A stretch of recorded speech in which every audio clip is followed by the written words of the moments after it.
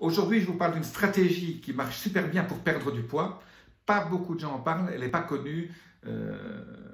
C'est quelque chose qui est tout simple, qui coûte pas cher et qui vous fera perdre du poids.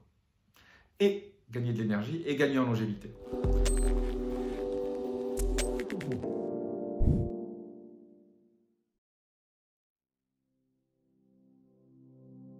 Je suis Jean-Marie Bucarlin, je suis expert en rajeunissement longévité et j'aide ma communauté à ajouter de la vie à leurs années et des années à leur vie. Alors, cette stratégie, vous savez que perdre du poids, c'est un gros souci. D'ailleurs, je fais une parenthèse, j'ouvre un coaching VIP pour 20 personnes pendant 1 an où je vais adapter à chaque personne dans le groupe. Donc, c'est un groupe qui se réunira 1 fois par semaine. Laissez-moi vos coordonnées si vous souhaitez faire partie de ce groupe. Je limite ça à 20 personnes.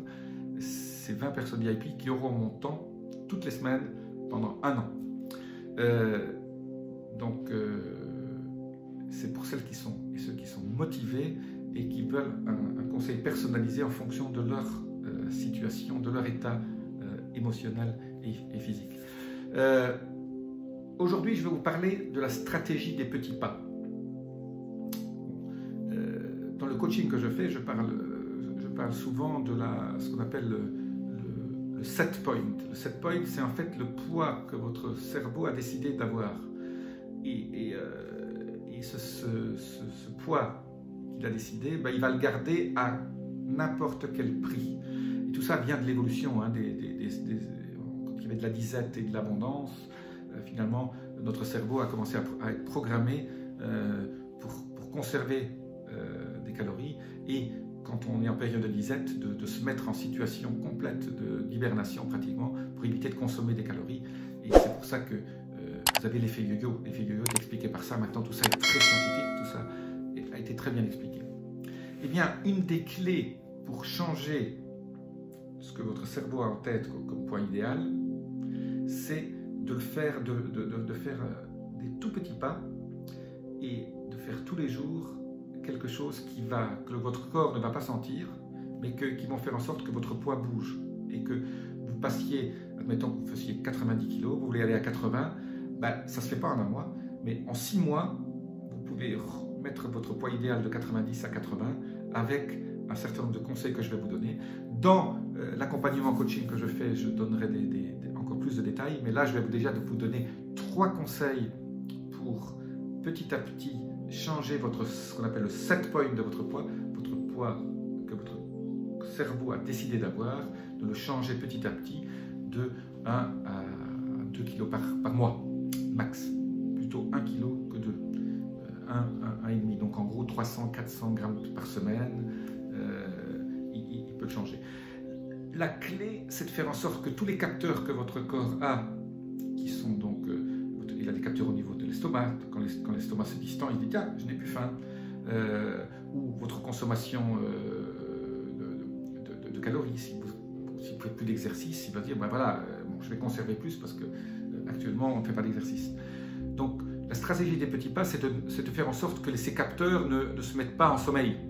Parce que si tout d'un coup vous passez en mode jeûne, le mode jeûne c'est très bien, on fait un jeûne de 3 jours, votre corps il va aussi s'adapter et tout de suite il se dit tiens, c'est la disette, je mets tous mes capteurs au repos, je vais passer en mode basse consommation.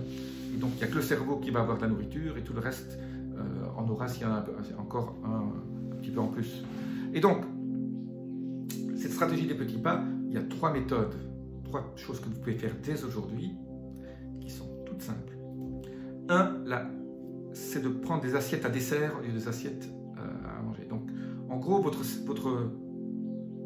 cerveau boit la nourriture et il compare ce qu'il y a sur le plat par rapport à la taille déjà. Ça, c'est très intuitif. Mais si l'assiette n'est pas remplie, il va se dire « Oh là là, ça ne va pas aller, je ne vais pas avoir assez de nourriture. » La deuxième chose, c'est que votre estomac doit sentir aussi qu'il est plein pour que vous n'ayez plus trop faim. Un petit peu faim, ça va, mais que vous ayez une espèce de sentiment de satiété. Alors la première chose à faire, donc les petites assiettes. Donc votre cerveau va déjà dire « Ah tiens, c'est rempli, c'est sympa. » Et deuxième chose, vous allez boire du thé avant de manger, 1 heure avant de manger, vous commencez à boire quand même pas mal pour remplir votre estomac. Et alors, on dit que c'est pas bien de boire avant de manger parce que vous allez diluer votre acide chlorhydrique qui est dans votre estomac, mais ça, c'est pas très grave pendant cette période d'adaptation.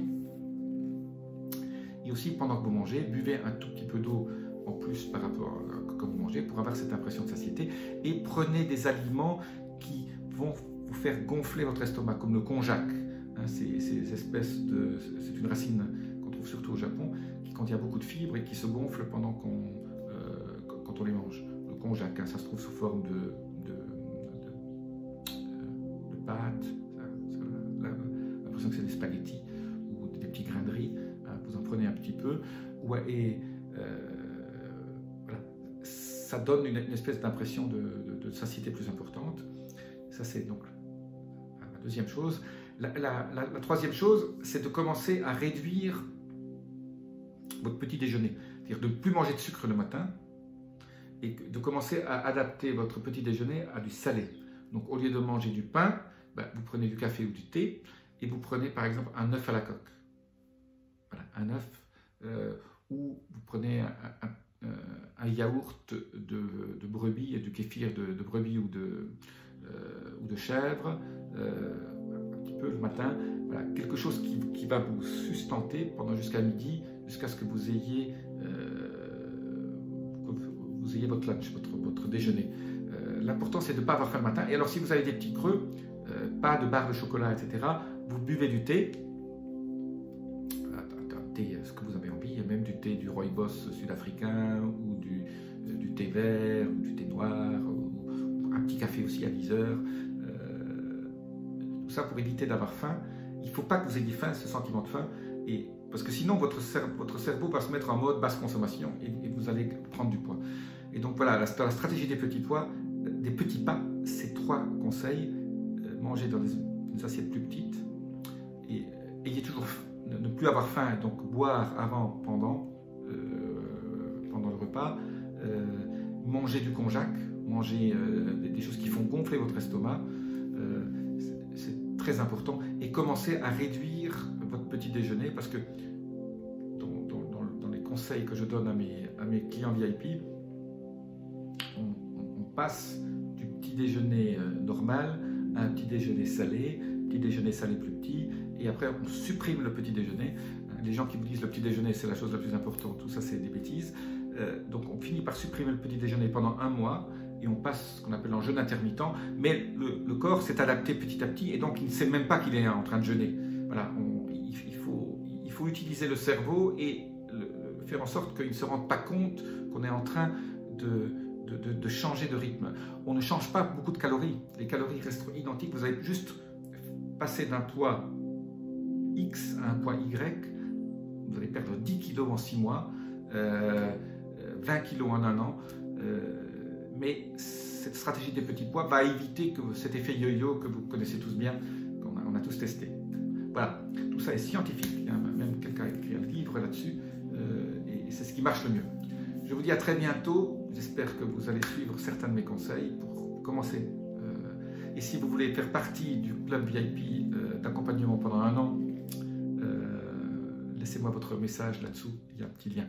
Je vous dis à très bientôt, laissez-moi vos commentaires. Namasté.